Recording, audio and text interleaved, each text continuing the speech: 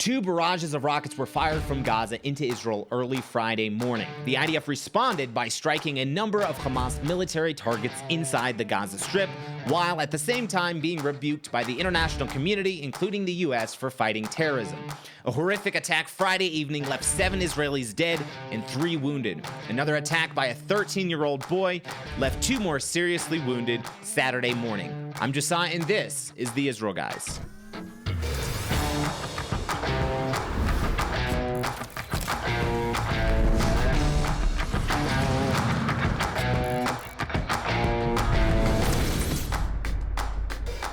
Welcome to the Israel Guys, where we believe that in a world of Jew hatred and anti-Israel propaganda, you should have a direct connection to the land and people of Israel. Welcome back to the show, guys. First off, hit that like button if you appreciate what we do and if you enjoy watching the Israel Guys show. Also, subscribe and hit that notification bell. That would really help us. We really would appreciate that. Help us grow and get out to more people. Also, if you share our videos, share these videos on YouTube. We're also on Rumble on the podcast platforms. Share the content around so that we can grow more and we can reach more people with the truth about what is happening in Israel. We would greatly appreciate that. Also, you can check out our social media pages. We're on Facebook, Instagram, and Twitter, and you can give us a follow there. That would be very much appreciated. Also, if you're making plans to come to Israel this year, then go ahead and check out our organization, serveisrael.com. Go to the website and check out all our volunteer opportunities. You can come and volunteer here in the land of Israel. If you want to come like really soon, actually, the deadline to sign up is tomorrow, but we have a men's pruning trip that is later in February, 2-week pruning trip to come and help and prune the vines here in the mountains of Israel, see the area, connect with the soil, and connect with the Israelis who live here in the biblical heartland of Israel. Go check it out. Link will be in the description below. But we also have a lot more volunteer opportunities throughout 2023 as well as in the years ahead. So if you're making plans and you want to plan ahead, go check that out right now. Link is in the description below. All right, guys, this has been a crazy week for the state of Israel, for the nation of Israel. A lot of heartbreak, a lot of craziness. Security threat level has been raised by Israel's security forces here in Israel. Late Thursday night, it's kind of not all started, but there's been a few things that happened the whole week of last week. But late Thursday night, 2 rockets were fired from the Gaza Strip into Israel. Sirens were sounded in the city of Ashkelon and in Kibbutz Zikim and Carmia, right near the Gaza Strip there. Both of these rockets were intercepted by the IDF's Iron Dome, and there were no reported injuries.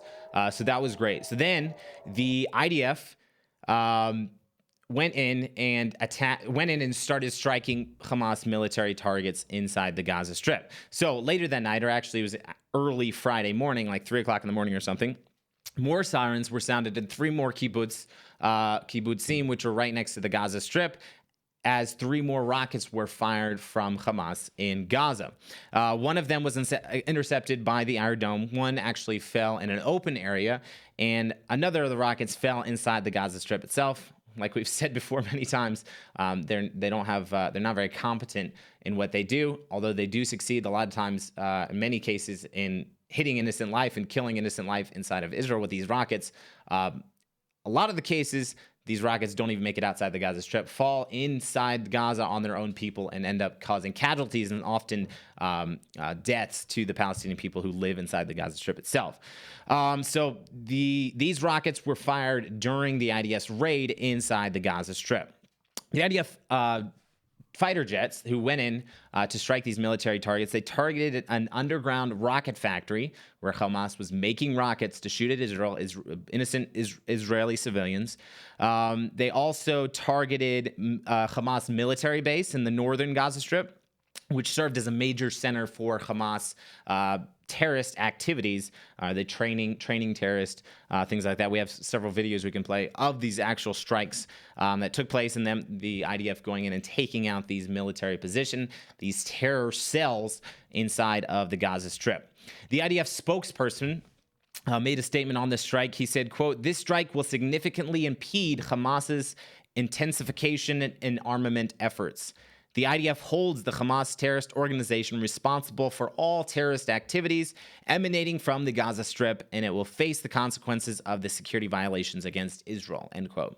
That's from the IDF spokesperson talking about them going in after these 2 rockets were fired into Israel. The IDF went back, started striking military targets. Again, they're striking only military targets. Don't believe anything you hear on the news where they're going in and just striking random places in the Gaza Strip or killing civilians. This is not happening. They're striking military targets inside the Gaza Strip. Then Hamas again shoots 3 more rockets towards Israel. And they're saying right now that this attack from Hamas is in retaliation to the IDF terrorism operation in Jenin early Thursday morning. So the IDF went into Jenin. You probably saw it on the news. There were a lot of crazy headlines by the mainstream news media talking about all these Palestinians who were killed by the IDF in Jenin Thursday morning. What actually happened? So during the raid, the purpose of this terrorism raid, as the name suggests, is to go in and arrest these terrorists who are planning attacks against Israel. So the IDF went in and they got in a major firefight with the Palestinian terrorists inside of Jenin. During this firefight, 8 of the terrorists were actually killed. Most of these guys were from the Islamic Jihadist terror organization and were actively planning attacks against Israelis. So the IDF go in to arrest a bunch of terrorists. They get in a massive, more heavy and intensive than usual when they go in to arrest terrorists there. It was a bigger gun battle inside of Jenin, and ended up 8 of these guys were killed, Palestinian terrorists inside of Jenin. We actually play a couple of these videos on top, but you can see when seeing the IDF going into into Jenin and going in to take out these terrorists, they're under heavy fire from these Palestinian terrorists, but they went in, they succeeded in making contact, and according to the IDF said that this mission succeeded in thwarting a terrorist cell that was intended to carry out an attack against Israeli civilians. So if they had not gone in there, and if they had not, the IDF courageously gone in and gotten in this fight with these terrorists, who knows what could have happened? Could have been a horrible, horrific terror attack. And I know we're going to get to that in just a second about the one that happened on Friday night, but who knows? There could have been something worse or even another one to take place a little bit at a different time or at a different spot. Who knows what could have happened? According to the Jerusalem Post, Defense Minister Yoav Gallant stated on Friday that he had instructed the defense establishment to prepare for action with a variety of offensive measures and high-quality targets in case it is necessary to continue to act until peace is restored to the citizens of Israel. So this is after the rockets were fired, after the IDF went in and struck these targets inside of Gaza with the Air Force. Yoav Gallant is saying that he is instructing the defense establishment to prepare for any scenario. We don't know what's going to happen, whether there's going to be escalation with the Gaza Strip, or even with just more terrorist activities inside of Judea and Samaria. So again, he's saying they are committed to act until peace is restored to the citizens of Israel. Israel was prepared to act until peace was restored to Israel. My question is, do you know who is not actually interested in the security of the peace and security of the citizens of the state of Israel? The whole international community, but I'm going to pick on the United States this time, just because this statement I saw from the U.S. government was particularly horrible, appalling statement from the United States government. U.S. State Department spokesperson Ned Price, we've talked a lot about him because unfortunately every time something happens, he says something which not only makes him look stupid, but it just goes to show the blatant bias and the blatant anti-Israel attitude of this White House administration towards Israel, and in favor of the Palestinians. Ned Price made a statement about what was going on with the raid in Jenin, also the rockets from Gaza and the IDF strike inside of Gaza. He said, quote, "We underscore the urgent need for all parties to de-escalate and prevent further loss of civilian life and work together to improve the security situation in the West Bank. Palestinians and Israelis equally deserve to live safely and securely," end quote. I don't need to read that again, because it's just the magnitude of I don't know, the ignorance of this statement. I don't even want to say it's ignorance, because I think he actually knows what he's talking about, and he has an agenda behind what he's saying. But underscoring the need for all parties to de-escalate. Who is escalating this situation? This is a clear case of terrorism, terrorists coming and attacking innocent civilian life, and the military, the defense forces of Israel, going in and stopping that terrorism. It's the same in Jenin. It was the same in Gaza with what happened over the weekend. Terrorists trying to kill innocent civilian life, and defense establishment, you could call it law enforcement, going in and stopping those threats. There's no all parties here, and they need to de-escalate. Also, all parties need to work together to improve the security situation in the West Bank. Since when do you work together with terrorists to create a secure situation? That statement just doesn't make sense at all. Also, Palestinians and Israelis deserve to live in peace and live securely and safely. I absolutely agree, 100%. What the White House, what Ned Price is not saying here, and what needs to happen, is that if the U.S. administration, if the White House and these other international countries around the world, the international bodies, even the UN, these things, the EU, if they were to put their full backing and their full support behind the government of Israel, behind the Israel's defense forces, to go in and actually stop these terrorist attacks, or to go in and take out these terrorists, to clean house in these places where they're training terrorists and building arms and all this stuff. If the international community backed the IDF to go in and do this, you know who would live securely and safely? Israelis and Palestinians. Palestinians would be more safe. Israelis would be more safe. If the world would get behind Israel and say, yes, we give you guys have the support to do whatever you need to stop this terrorism and stop the loss of innocent life. Unfortunately, that's not the case. This is not what we're seeing, and hasn't been the case for pretty much all of Israel's existence, or since they were the founding of the State of Israel in 1948. It has not been the case, and I don't know. I hope to see something change, and that's part of our mission here at the Israel Guys, is to get people to realize what's going on, and for you guys, our listeners who are supporting Israel and standing with Israel, is to be more bold and to speak out and speak the truth. Don't be afraid to speak the truth, to tell the actual story of what's happening, and facts win out. When you can actually say, hey, here's what's happening on the ground. This is not true what the media is saying, or whatever, and support your politicians to support the state of Israel as well. Hopefully, we'll see a public mind change, or a public perception of what's going on, the truth to actually get out there to the world. Okay, so all this is happening right Thursday evening, Friday morning, and then Friday evening we get the news: a horrific attack in Jerusalem, the Jerusalem neighborhood of Neve Yaakov. 7 Israelis were killed, and at least 3 more were injured. So around 8 o'clock Friday evening at the Ateret Avraham synagogue in the Jerusalem neighborhood of Neve Yaakov, a 21-year-old terrorist from East Jerusalem pulled up in a vehicle and opened fire on the people gathered outside of the synagogue. 7 Israelis were killed. At least 3 others were injured by the gunshots. After the terrorists opened fire on this crowd of people who, I guess, had just come out of the synagogue for the evening services that were gathered there outside the synagogue, the terrorists began chasing the worshipers, who fled, and then he himself fled the scene in a vehicle. He encountered the police. Soon after, they were able to pursue him and eventually neutralize the terrorist in this attack.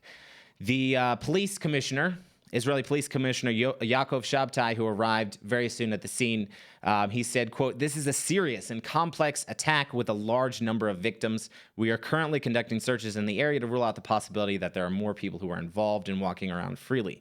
This terrorist was neutralized by a police officer and a volunteer of the Israeli police, which prevented a bigger attack." And yes, thank God they were able to get there and take out, stop this man before he was able to take out more innocent life in this neighborhood.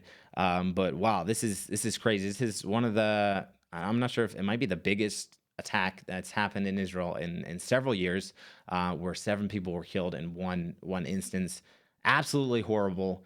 going in on a Friday evening. This is a Shabbat, the Sabbath day for the Jewish people here in Israel, starting Friday evening. Again, this is several hours after sundown, so they're already in the midst of Shabbat. They're fellowshipping, whatever. They're having family dinners and all this. And this guy pulls up, unloads on this crowd of people. Absolutely horrible.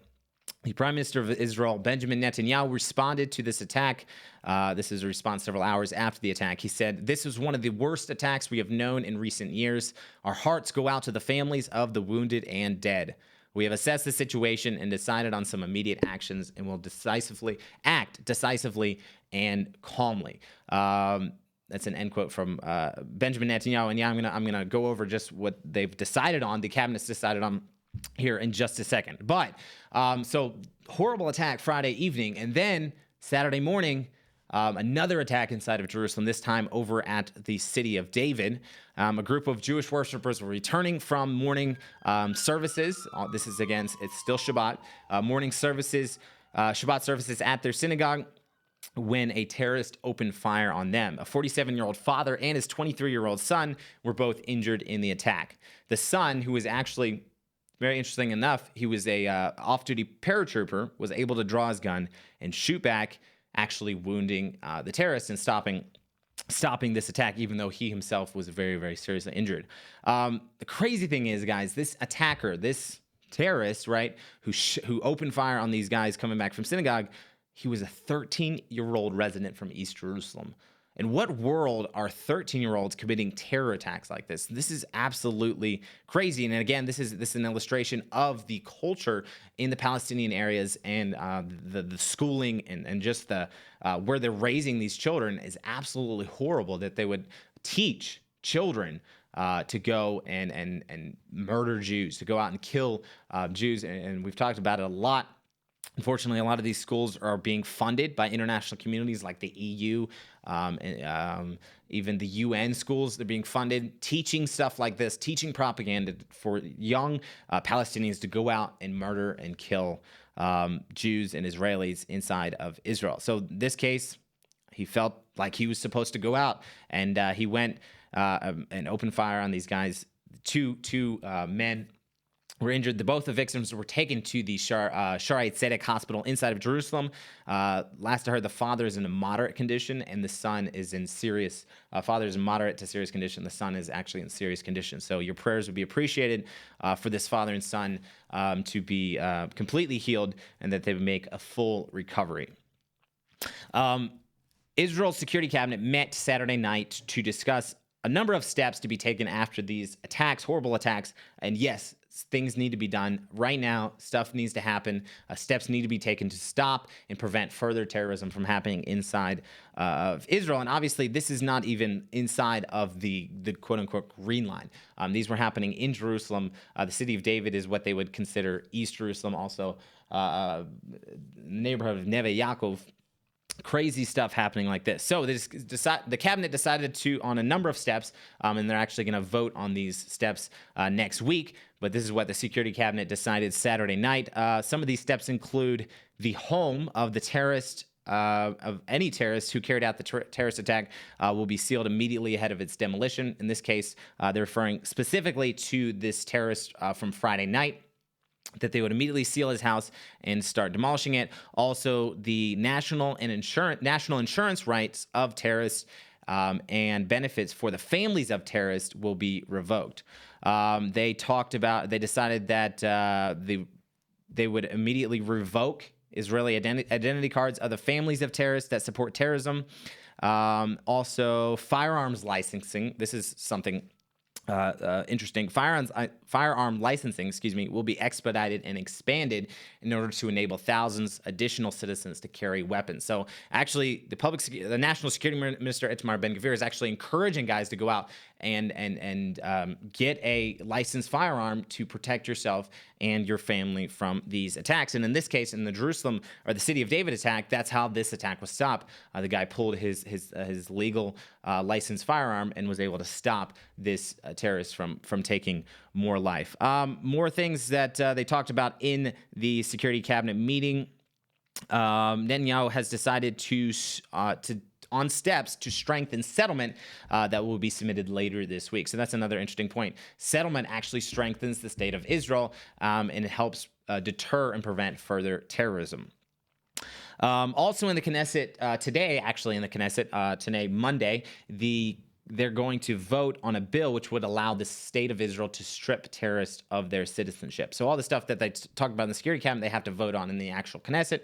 But today, they're voting on whether that the state can immediately strip terrorists of their citizenship and their basically their rights. And this in this bill, if this were to actually pass, which is hopefully it will, any terrorist who would be convicted and jailed can be stripped of their Israeli citizenship or residency, whichever they have, if they have any, and deported to the Palestinian Authority.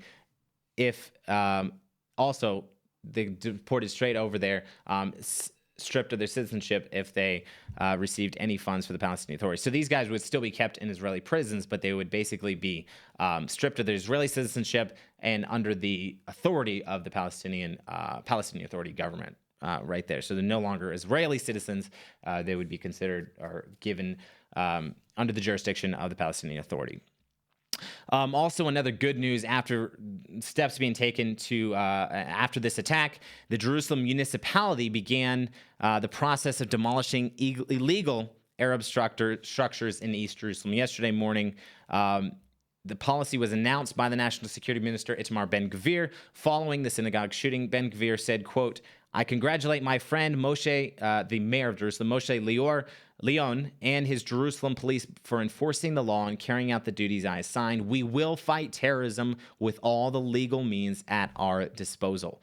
Again, the Jerusalem municipality is demolishing these illegal structures. So these structures are already illegal, should have been demolished a while ago in East Jerusalem. But now Itamar Ben-Gvir ordered that these be destroyed immediately in response to this terrorist attack Friday evening. Guys, crazy stuff happening in Israel, but let us continue. You guys, thank you for watching and thank you for supporting the state of Israel, but let us continue to fight for the security of the state of Israel. Let's support Israel to fight for the security of their citizens. Let's stand with Israel. Let's make our voices loud, saying we're gonna stand with Israel. Israel needs to do whatever necessary to stop this terrorism, to stop innocent lives from being taken. Please continue to lift up the victims, the families of these victims who were killed and those wounded. And your prayers would be greatly appreciated. But in the meantime, tune out the fake news and tune into what is actually happening in the land of Israel. We'll be back. Actually, we're going to be here every single day for this week with your direct connection to the land and people of Israel.